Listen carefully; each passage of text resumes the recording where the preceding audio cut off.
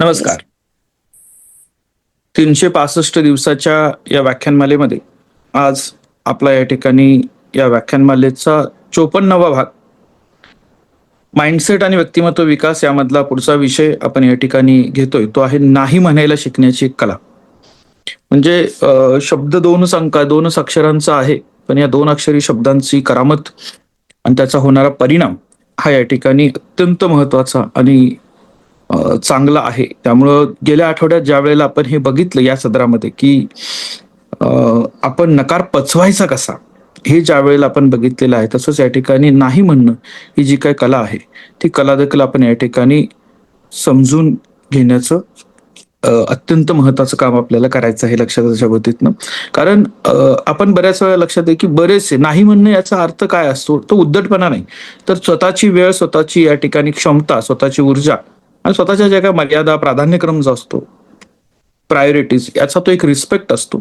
त्यामुळे आपल्याला या ठिकाणी एक चांगलं कम्युनिकेशन करणं, आपलं मत, आपल्या भावना, गरजा स्पष्टपणे मांडता येणं, हे ताण कमी करण्यासाठी आणि सेल्फ रिस्पेक्ट वाढवणं यासाठी अत्यंत महत्वाचं आहे. लक्षात घ्या. म्हणजे सगळ्यात महत्वाचं एक आहे लक्षात घ्या की आपल्या आयुष्यामध्ये अनेक समस्या ज्या आहेत ते आवश्यकता असताना नाही न म्हणणं किंवा हो म्हणण्यामुळे निर्माण होतात. लक्षात घ्या. ज्या जबाबदाऱ्या या ठिकाणी आपण अनावश्यकपणे या ठिकाणी स्वीकारत जातो. दुसरं महत्वाचं आहे की जेव्हा नाही म्हणण्याचा अधिकार आपल्या हातात असतो, तेव्हा देखील आपण या ठिकाणी आपण आपला अधिकार वापरून इतरांचं देखील या ठिकाणी आयुष्य सुसह्य करत असतो. त्यामुळे हा महत्वाचा भाग आपल्याकडे आहे. लक्षात घ्या. आणि नाही म्हणणं म्हणजे आपण ते रिलेशन ब्रेक करणं किंवा ते त्याला छेद देणं असं नसून ती जपण्याची, स्वतःला हरवून देण्याची एक अत्यंत चांगली कला आहे. लक्षात आहे. एखाद्याच्या विनंतीला, दबावाला आणि अति अपेक्षेला किंवा आपल्या मर्यादेबाहेरील गोष्टीला स्पष्ट नकार देणं म्हणजे नाही म्हणण्याची जी काही कला आहे, कम्युनिकेशन स्किल आहे. लक्षात घ्या. आणि मग ते कम्युनिकेशन स्किल हे तुम्हाला अत्यंत चांगल्या पद्धतीनं स्वतःला प्रभावशाली व्यक्ती बनवू शकतं, व्यक्त करण्याची एक तुमची स्वतःची सिस्टम बनवू शकते. त्यामुळे आपल्याला या ठिकाणी या कलेचा आज विचार करायचा, ती समजून घ्यायची आहे. लक्षात घ्या. कारण ती दुसऱ्याचे हक्क शाबूत ठेवत असताना स्वतःचा या ठिकाणी स्वाभिमान देखील या ठिकाणी जपण्यासाठी मदत करू शकते. त्यामुळं आपल्याला नाही म्हणण्याची कला ही अत्यंत महत्वाची आहे, ज्याच्याविषयी आपण या ठिकाणी विचार करणार. तर त्यातल्या 2 ते 3 पद्धती लक्षात घ्या. एक तर आपण म्हणतो की असेस्टिव्ह म्हणजे आपल्याला काय वाटतं, काय हवं आहे हे अत्यंत प्रामाणिकपणे, स्पष्टपणे, आदराने समोरच्याला सांगणे, हे देखील या ठिकाणी एक महत्वाचा भाग आपल्याला आहे. दुसरा आहे पॅसिव्ह. आपल्याला काय वाटतंय ते न सांगणे, सतत गप्प राहणं आणि इतरांना नेहमीच आपले निर्णय घ्यायला लावणं. म्हणजे हे तुम्ही बघताय बऱ्याच वेळा की दुसरेच तुमचे निर्णय घेत असतात. का? तर तुम्ही व्यक्त होत नाही. त्यामुळे दुसऱ्याने तुम्हाला गृहीत धरलेलं असते का तुमच्याविषयी निर्णय घेतले असतात. आणि दुसरं आहे अग्रेसिव्ह. म्हणजे आपले म्हणणे इतरांवर राग असतात, लादणे, रागात अपमानकारक किंवा दडपशाही पद्धतीने बोलणे, हा देखील या ठिकाणी एक स्वभावाचा भाग आपण असतो. त्या तिन्ही मधला एक फरक आपल्या लक्षात येईल. नाही म्हणणं म्हणजे अग्रेसिव्हपणा नाही. लक्षात घ्या. नाही म्हणणं म्हणजे याचा अर्थ असा आहे की तुम्हाला अत्यंत चांगल्या पद्धतीने मांडता आलं पाहिजे.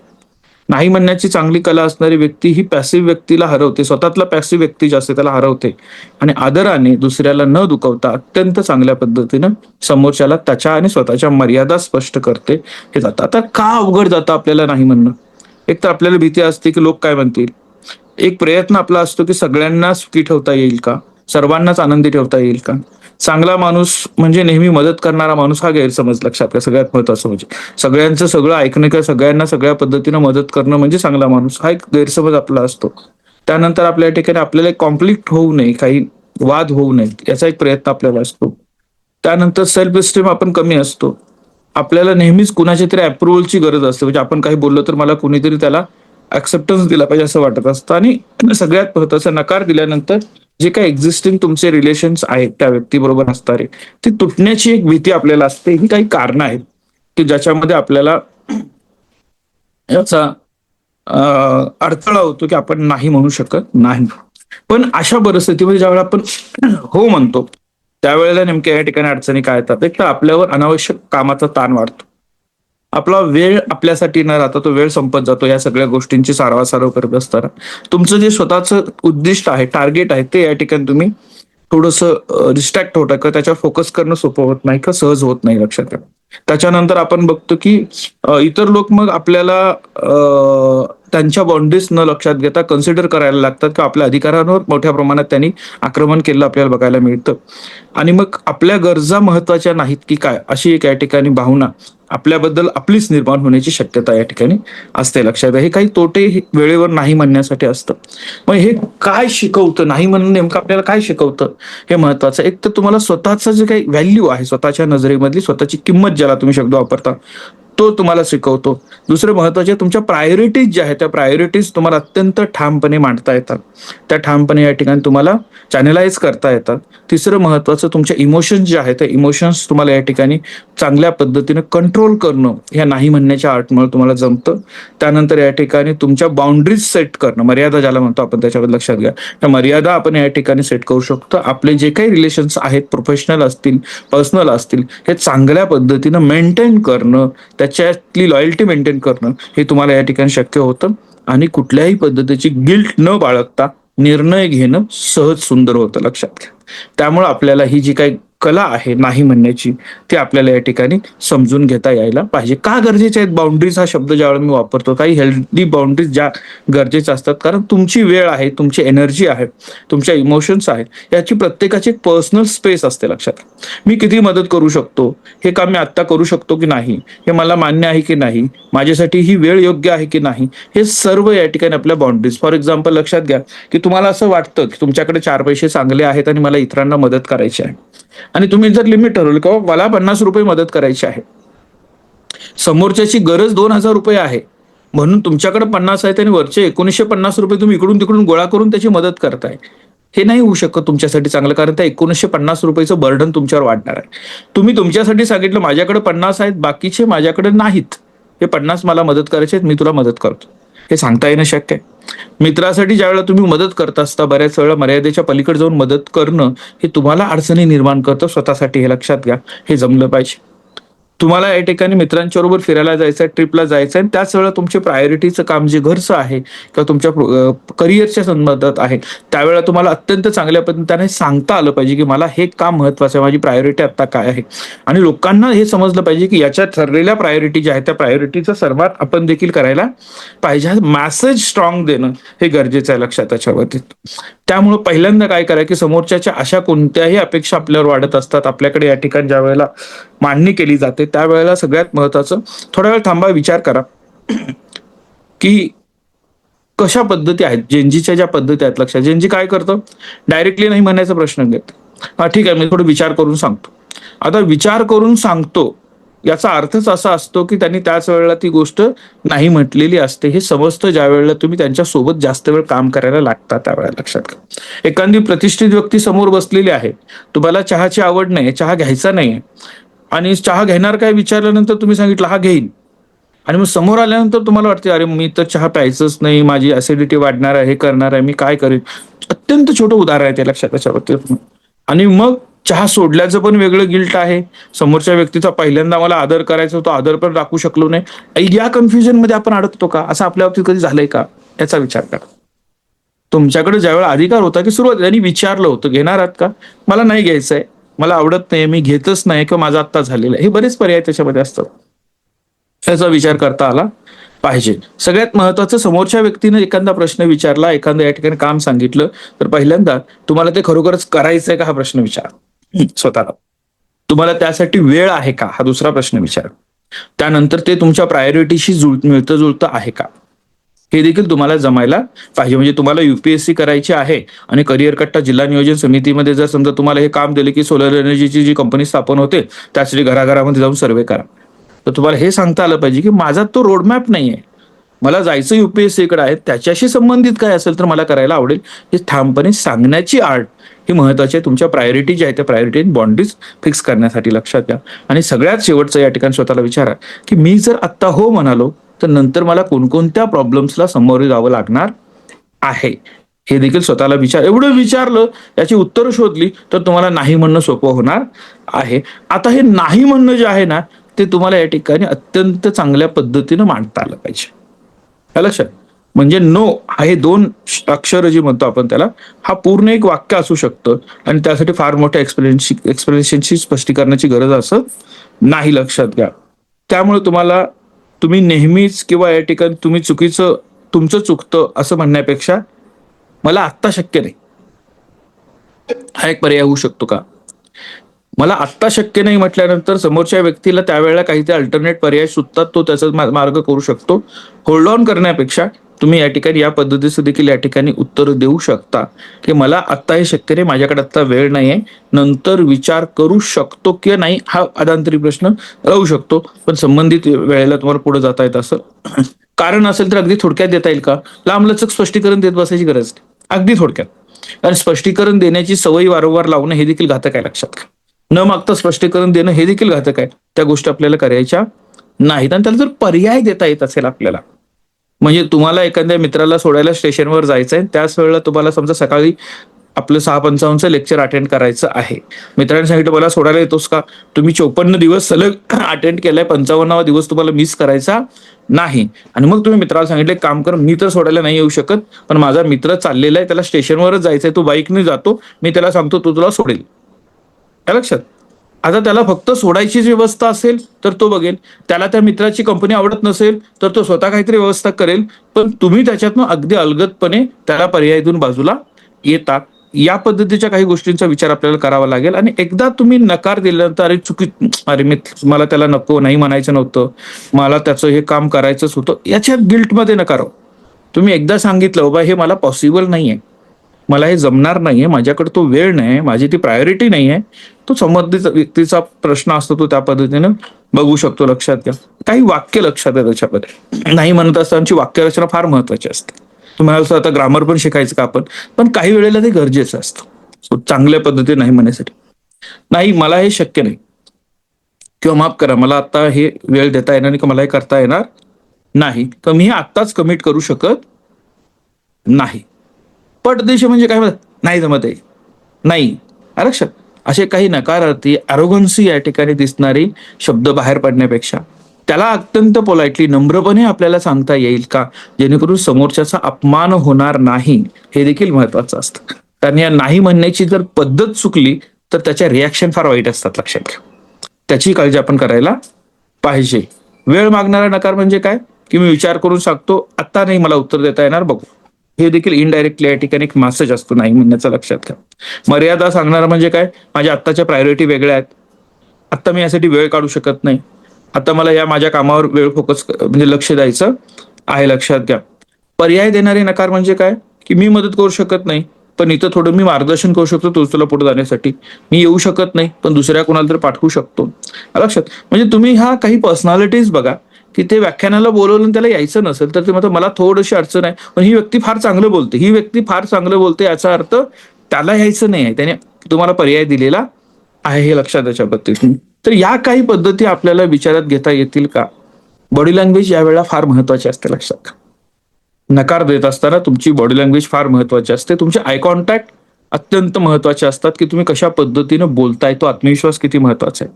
तुमचे सरळ स्ट्रेट तुमची बॉडी असली पाहिजे, खांदे थोडेसे सैल असले म्हणजे असं अंगावर गेल्यासारखं अग्रेसिव्ह मध्ये नको वाटायला, लक्षात त्याच्या पद्धतीनं.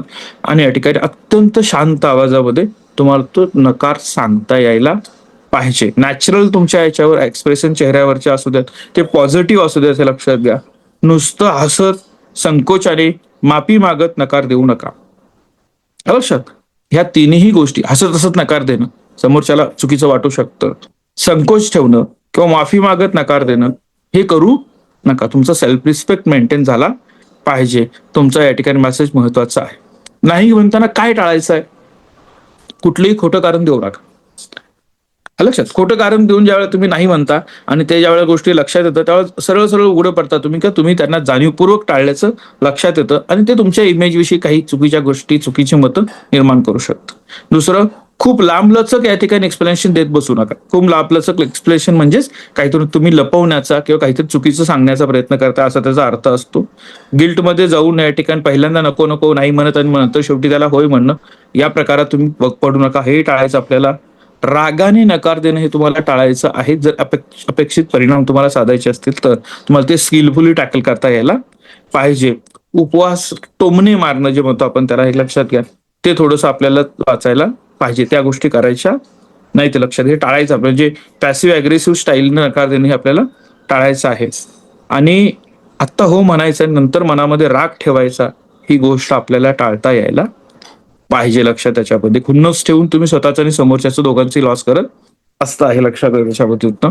कारण तुम्हाला पॅसिव्ह अग्रेसिव्ह स्टाईल जे आहे ते नातेसंबंध तुमचं कमजोर करतं आणि म्युच्युअल रिस्पेक्ट जो असतो एकमेकांच्याशी तो देखील या ठिकाणी संपतं. लक्षात घ्या. कधी नाही म्हणणं हे विशेष आवश्यक असतं. कधी नाही म्हणायचं म्हणजे काय, मित्रांचं पिअर प्रेशर ज्या वेळेला असतं, उद्या फिरायला जायचं आहे, वेळ वाया जातो, चुकीच्या गोष्टी करायचा दबाव असतो. लक्षात घ्या. म्हणजे बऱ्याच वेळेला मित्रांच्या मध्ये मुलांच्या मधल्या स्पर्धा काय असतात की एक तर तू आमच्या ड्रिंक्सचं म्हणजे दारूचं बिल तू दे, नाहीतर तू आमच्याबरोबर दारू पी, म्हणजे आम्ही तुला फुकट पासतोय ती पी, नाहीतर दारू तर बिल तरी तू दे. ह्या दोन्ही गोष्टीला तुम्हाला नकार देता आला पाहिजे. लक्षात. तुम्हाला व्यसनांकडे घेऊन जाणारी, चुकीच्या बाजूला घेऊन जाणारी, नको ती गोष्ट करायला भाग पाडणारं पिअर प्रेशर जे असतं ते अत्यंत स्पष्टपणे नकारता तुम्हाला यायला पाहिजे. कॉलेज असेल, स्वयंसेवी संस्था असतील, ऑफिस असेल, घरातलं काम असेल, स्वतःवर जास्त ओझं होतोय का, तर त्यावेळेला तुम्हाला ते अत्यंत चांगल्या पद्धतीने आता हे माझ्या क्षमता, माझ्या जबाबदाऱ्या इथपर्यंत आहे, त्याच्यापेक्षा जास्त मला काम येते, हे मी करू शकत नाही, सांगता यायला पाहिजे. हे लक्षात घ्या.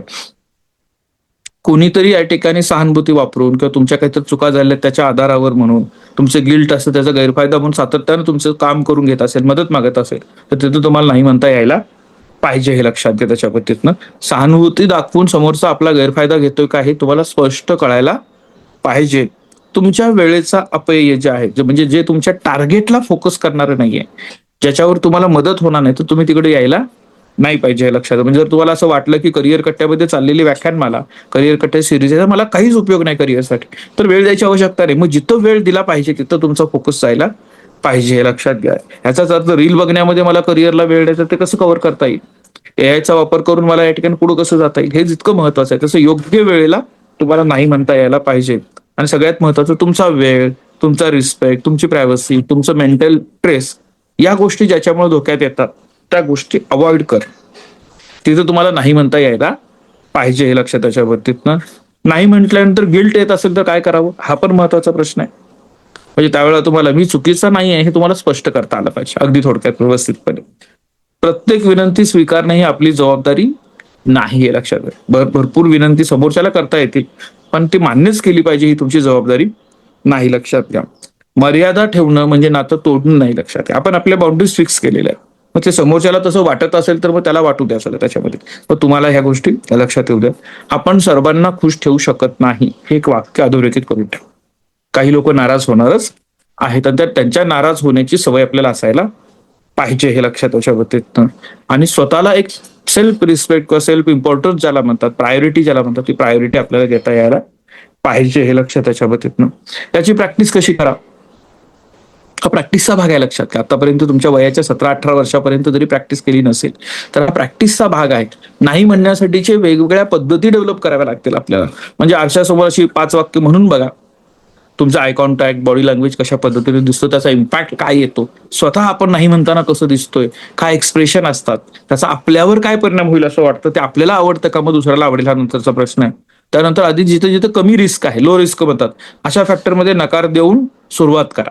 कारण बऱ्याच वेळा आतापर्यंत तुमच्या लोकांना सवय झालेली असते, तुमच्याविषयी लोकांना काय केला, काही काम सांगितलं तर करतो. म्हणजे आपल्याला काही लोक, अरे हा इतका भारी आहे ना, तो कोणत्याच गोष्टीला नाही म्हणत नाही, जे सांगल ते काम करतो. आणि आपल्याला वाटतं अरे माझं किती कौतुक करतात, मी ते काम करतो. हे नाही झालं पाहिजे. हे लक्षात त्याच्या बाबतीत. त्यामुळे हळूहळू लोकांना या ठिकाणी तुमच्या विषयीची सवय लागू दे की याला नाही म्हणण्याचा एक अधिकार आहे. मेसेजवर बोलण्यापेक्षा डायरेक्ट बोला. मेसेजमध्ये बोलत असताना समोरच्या व्यक्तीचा मूड जसा आहे तसं ती टाईप केलेल्या मेसेजमधून अर्थ काढते. लक्षात. त्यामुळे त्या मेसेजमधनं पूर्ण बोललं जात नाही, त्याच्या इमोशन समजत नाहीत आणि मग या ठिकाणी बऱ्याच वेळा मिसकम्युनिकेशन होण्याची शक्यता असते. त्यामुळे तुम्ही या ठिकाणी मेसेजवर बोलण्यापेक्षा प्रत्यक्ष कसं बोलता येईल याच्याकडे बघा. हे लक्षात त्याच्या बाबतीतनं. आणि नकार दिल्यानंतर तुम्हाला काय वाटतं ते नोट करा, म्हणजे तुम्हाला थोडं थोडं या ठिकाणी त्याच्यामध्ये अपडेट करता येईल. हे लक्षात त्याच्या बाबतीतनं. म्हणजे काही एक्झाम्पल जर आपण बघितलं हे लक्षात त्याच्या बाबतीतनं, की तुमचे मित्र म्हणले चला आज रविवार आहे, आपण या ठिकाणी आजचा अभ्यास उद्या केला, तर चला आज जरा फिरायला जाऊ. तर तुम्हाला हे म्हटलं पाहिजे माझा अभ्यास संपलेला नाही, हे संपवल्यानंतर मी येऊ शकतो किंवा कुठल्या दुसऱ्या दिवशी आपल्याला बघता येईल, हे सांगता आलं पाहिजे. हा रूढ नकार नाही आहे त्याच्या बाबतीतनं, पण मला माझे ही प्रायोरिटी, माझ्या आत्ताची प्रायोरिटी अभ्यास आहे, तो संपल्यानंतर इतर ठिकाणी मी येऊ शकतो हे सांगता आलं पाहिजे. ऑफिसमधलं काम तुम्ही जर तुमच्यावर कोणी ढकलत असेल, मग माझ्या हातातलं संपू दे. माझ्या हातातलं संपल्यानंतर या ठिकाणी मी दुसरं घेऊ शकतो, पण माझं काम पेंडिंग ठेवून मी तुझं काम करू शकत नाही. हे ऍक्सेप्टेबल आहे, हे होऊ शकतं ऍक्सेप्ट, लक्षात घ्या. ते तुम्हाला बोलता यायला पाहिजे. मित्र आणि नातेवाईक असं ज्यावेळेला तुमच्यावरती वेळ मागतात, म्हणजे बऱ्याच वेळ लागतो, अरे काही नाही ना, चला बोलवा त्याला, म्हणजे काही रील येतात बघ. कुठलंही काम असले की एका मित्राला सगळीकडेच बोलत जातं, गॅसची टाकी आणायची आहे, पेट्रोल पंपावर जाऊन तेल भरायचं आहे, मित्राला सोडायचं आहे, मैत्रिणीच्या घरी जायचं आहे, बाजारला सोबत जायचं, सगळीकडे तो एक मित्र येतो, गाडीवर बसतो आणि जातोच तुमच्यावर. लक्षात. आता तुम्ही त्याला बोलवताय या कॅटेगरीमध्ये असेल तर तुम्हाला एक भारी वाटतं, बाबा माझ्यावर असा एक मित्र आहे सगळीकडे असणार. पण तुम्हाला जर असं बोलवलं जात असेल तर थोडस तुम्ही विचार करणं गरजेचं आहे की बाबा माझा म्हणजे तुमच्याविषयी समोरच्याच्या मनात काय विचार आहे. म्हणजे अरे तो नेहमीच उपलब्ध असतो, त्याला फोन केला, हे नाही झालं पाहिजे. तुमच्या काही प्रायोरिटीज तुम्हाला या ठिकाणी लक्षात यायला पाहिजेत. मदत करायला आवडतं म्हणून सतत तुम्हाला मदत करायला वेळच आहे असं नाही, तुमच्या वेळेचं बंधन तुम्हाला लक्षात यायला पाहिजे. लक्षात घ्या. ज्याला नाही म्हणता येत नाही त्याला होचे मूल्य देखील समजत नाही, हे समजून घ्या. त्याच्यामध्ये हे फार महत्वाचं असतं. प्रत्येकाला खुश ठेवण्याच्या नादामध्ये आपण स्वतःला हरवतो, ते झालं नाही पाहिजे. नाही म्हणणं म्हणजे आपल्या नात्याचा शत्रू नाही, तर ते या ठिकाणी आत्मरक्षणाचा एक भाग आहे. का म्हणतोय आपण, का शिकतोय आपण, हे समजून घ्या. त्याच्यामध्ये ही आर्ट स्पष्टता असणं म्हणजे उद्धटपणा असतो असं अजिबात नाही, पण ती मांडण्याची जी कला आहे ती फार महत्वाची असते. लक्षात घ्या. ते व्यवस्थितपणे मांडता यायला पाहिजे. आणि शेवटी मर्यादा नसणारी माणसे दयाळूपणा शेवटी का थकते त्याचं कारण समजून घ्या. की समजा तुम्हाला सवय आहे मदत करायची लोकांना, मग स्वतःकडे काही नसलं तरी इतरांच्याकडचं आणून मी मदत करेन. लक्षात. तुमचा रस्ता बदलतोय ना, तुम्हाला ज्या दिशेला जायचं तिथे सोडून बाकीच. म्हणजे मित्राला ब्रेकअप झाल्यानंतर त्या डिप्रेशन मधनं बाहेर काढण्यासाठी त्याच्याबरोबर त्याला कंपनी म्हणून तुम्ही या ठिकाणी बिअर प्यायला बसता आणि नंतर माझ्या लक्षात येते की अरे तो त्यातनं बाहेर पडला पण आता मला बिअरचं व्यसन लागलं. ह्या मर्यादा आहेत ना, त्या वेळेवर नाही म्हणणं ही किती गरजेचं असतं, फार महत्वाचं आहे. लक्षात घ्या. किंवा एखादी व्यक्ती इतकी सवय, त्याला कशाचाही राग येतो, कशावरनंही त्याला वाईट वाटतं. म्हणजे जाता जाता या ठिकाणी त्याने बघितलं की कुत्र्याला टाकलेलं बिस्किट होतं, वरून आला आणि कावळा घेऊन गेला, अरे किती पाप झालं, त्या कुत्र्याला खायलाच नाही मिळालं. आणि मग तो व्यक्ती त्या विचारांवर त्याचा दिवसभरातला अर्धा तास खर्च करेल आणि तुमची 20 मिनिटं खाईल. त्याला म्हणता आलं पाहिजे बाबा की नाही माझ्याकडे आत्ता वेळ, तुझं नंतर ऐकतो. लक्षात. हे योग्य वेळेवर सांगणं हे गरजेचं असतं, हे लक्षात घ्या तुम्हाला. आणि हे तुमच्या, आता मला जेनजीच्या बाबतीमध्ये एक आवडतं की फार चांगल्या पद्धतीने ते त्या ठिकाणी गोष्टी हे तुमच्या रिलेशनशिपमध्ये जे आहे तिथं फार याचा उपयोग होईल. लक्षात घ्या. आणि हे वेगळ्या पद्धतीनं मांडता येणं ही एक आर्ट आहे, हे तुम्हाला समजायला पाहिजे. आजचा टास्क आहे आपल्याला यासाठी समजून घ्या. त्याच्यामध्ये नाही म्हणण्याची कला जी आहे, पहिला प्रश्न स्वतःला विचारा की माझ्याकडे हा विकनेस आहे का, मी चांगल्या पद्धतीने नाही म्हणू शकत नाही, म्हणजे मला म्हणताच येत नाही, योग्य पद्धतीने नकार देताच येत नाही. आणि त्यामुळं माझी इमेज नेमकी माझ्या सर्कलमध्ये काय झालेली आहे, नातेवाईकांच्या मध्ये काय झालेली आहे, मित्रांच्या मध्ये काय झालेली आहे, आणि मग ती बदलायची असेल तर मला काय केलं पाहिजे. मग तो आज दिलेला टास्क तुम्हाला पहिल्यापासून आपण बघायचा कोणता, की पहिल्यांदा काही वाक्य तयार करा योग्य पद्धतीने म्हणण्याची. आपल्या आजूबाजूच्या लोकांना ऑब्झर्व करा की अशी कोणती लोक आहेत जे ठामपणे समोरच्याला नाही म्हणतात आणि काम. आता याचा अर्थ सरसकट सारखं सारखं नाही म्हणत बसू नका, हेही लक्षात घ्या. म्हणजे कुठलीच कामं अंगावर घ्यायची नाहीत, कुठल्याच नात्याचा रिस्पेक्ट करायचा नाही, हे होत नाही. त्याचा अर्थ लक्षात घ्या. लक्षात. अर्थ याचा स्पष्ट आहे की तुम्हाला तुमच्या बाउंड्री आणि तो उरलेला वेळ तुम्ही वापरताय कुठे, हेही महत्वाचं असतं. लक्षात घ्या. तुमचे मेंटर आहेत, तुमचे गुरु आहेत, तुमचे शिक्षक आहेत जे तुम्हाला मार्ग देत आहेत आणि त्यांना तुम्ही सांगताय नाही माझी ही प्रायोरिटी आहे. अरे ते तुम्हाला ज्यावेळेला सांगतायत त्यावेळेला तुम्हाला हे सांगतायत की तुला हे लक्षात येत नाही की पुढे जाऊन काय घडतंय, त्याच्यापेक्षा या बाजूने जाणं, विचार करणं तू गरजेचं आहे. आणि त्यावेळेला नाही माझं हे असंच ठरलेलं आहे, मला असंच करायचंय. मग संबंधित व्यक्ती म्हणते जा तू पुढे जा, पुढे गेल्यानंतर तुझा या ठिकाणी तिथं फेल्युअर येईल आणि फेल्युअर आल्यानंतर तुझ्या लक्षात येईल की हा ते सर सांगत होते ते बरोबर होतं त्याच्याबद्दल. अशा पद्धतीचं आपल्या बाबतीत होऊ नये याची पण काळजी आपण घेणं गरजेचं आहे. लक्षात. आज बहुतेक महादेवी गैरहजर आहे का तिचं लक्ष नाही, अटेंडन्स किंवा लिंक याच्यामध्ये आलेली नाही. तर आज उपस्थित सगळ्यांचं मनपूर्वक या ठिकाणी आभार. आणि आजचं सेशन आपण इथंच संपलं असं जाहीर करतो. उद्या आपण पुन्हा भेटू. धन्यवाद.